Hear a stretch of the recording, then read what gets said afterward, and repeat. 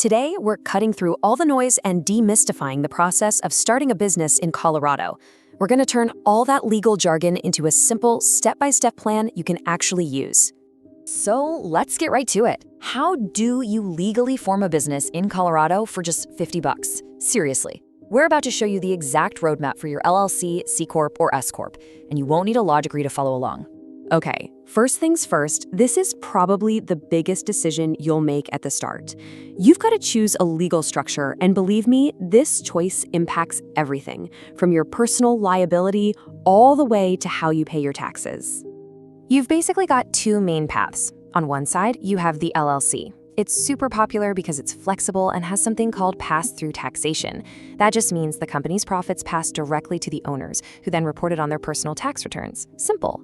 On the other side, you have the C Corporation. Think of this as the structure built for big growth, designed specifically so you can sell shares and bring in outside investors. This video contains affiliate links. I have a relationship with the brands in this video and earn a referral fee when you shop through the links in the description below. Before we dive into the exact steps of registering your business in Colorado, let's talk about your foundation. You absolutely cannot protect your personal assets without a properly structured legal entity. Most people launch as a sole proprietor or cut corners on state filings, which is exactly why they face massive personal liabilities or rejected applications. Whether you need an LLC, C-Corp, or S-Corp, your business must be a legitimate, separate entity. That's where Busy comes in. Busy is the absolute best service, handling your entire Colorado formation for just $0 plus state fees. They do the heavy lifting, filing your articles, providing your legally required Colorado registered agent, securing your EIN, and setting up compliance alerts. This is non-negotiable to stay compliant and protect your wealth.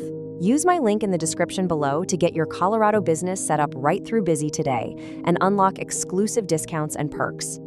Get that handled first. So once you've picked your structure, it's time to make it real. And that means filing your formation documents with the Colorado Secretary of State. And check this out, this is a huge deal for Colorado. The cost is just $50. That's it. It is hands down one of the lowest filing fees in the entire country. I mean, in some other states, you could be looking at paying hundreds of dollars for this exact same step. So yeah, $50 is amazing. The whole process with the state really just boils down to these three key steps, and it's all done online, which means it's fast. First, you gotta pick a unique name. Then you need to appoint a registered agent. That's just a person or company with a physical Colorado address who can accept official mail for you. And finally, you file the documents. Now, let's look at what info you'll actually need. You can see a lot of it overlaps. Name, address, registered agent, that's all standard. But here are the key differences. For an LLC, you have to define the management structure. Is it run by the owners, who are called members, or by appointed managers? For a corporation, though, it's all about shares. You have to state how many shares you're authorizing, which sets the stage for any future investment. And this is so important. Forget about stamps or waiting for the mail. Colorado's system is completely digital. You can't mail in a paper form. And honestly, this is a game changer because it means your business can be legally formed almost instantly after you hit that submit button. Okay, so your business officially exists in the eyes of Colorado. Awesome. But now there's another layer to think about, and it has to do with your federal taxes. This is where a lot of business owners start looking at the S-Corp election because it can offer some pretty significant tax savings. Now, this is the most crucial part to understand. An S-Corp is not a type of business you form with the state of Colorado. It's a tax status you elect with the IRS. It lets your profits pass through to your personal tax return, which helps you avoid what's known as double taxation. That's what can happen with C-Corps, where the company gets taxed on its profits, and then the shareholders get taxed again on any money they get from those profits. Now, you can't just decide you want to be an S-Corp. You have to qualify. The IRS has a pretty strict set of rules. Really, what they're all about is keeping the ownership structure fairly simple. They limit who can be a shareholder, and they cap the total number of shareholders at 100.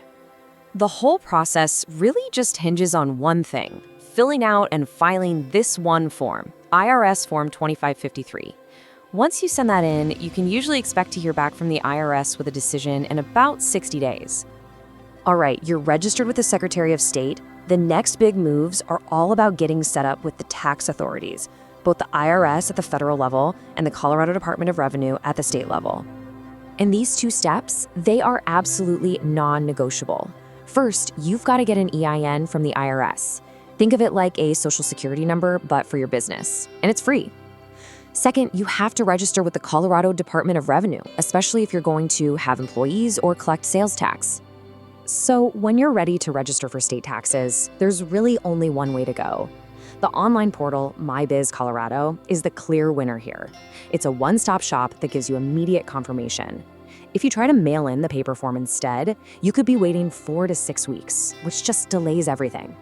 So you might be wondering, do I really need an EIN? Well, legally, you have to get one if you plan to hire employees or if you're a corporation or a multi-member LLC. But practically, yeah, you almost certainly need one. Pretty much any bank is going to require an EIN before they'll let you open a business bank account. Okay, so getting your business formed is a huge milestone, but it's really just the beginning. Now we need to talk about what you have to do every single year to keep your company in good standing with the law. Every single year, you've got to file something called a periodic report. It's just to keep your company's info, like your address and registered agent, up to date.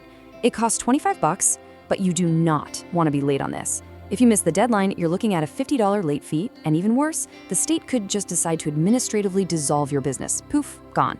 And listen up, because this is a big one. There's a new federal requirement called the Beneficial Ownership Information Report, or BOI report. You file this with the Treasury's Financial Crimes Enforcement Network, FinCEN for short. It's all about transparency and fighting financial crime. This is totally separate from your taxes and state reports, and the good news is there's no fee to file it.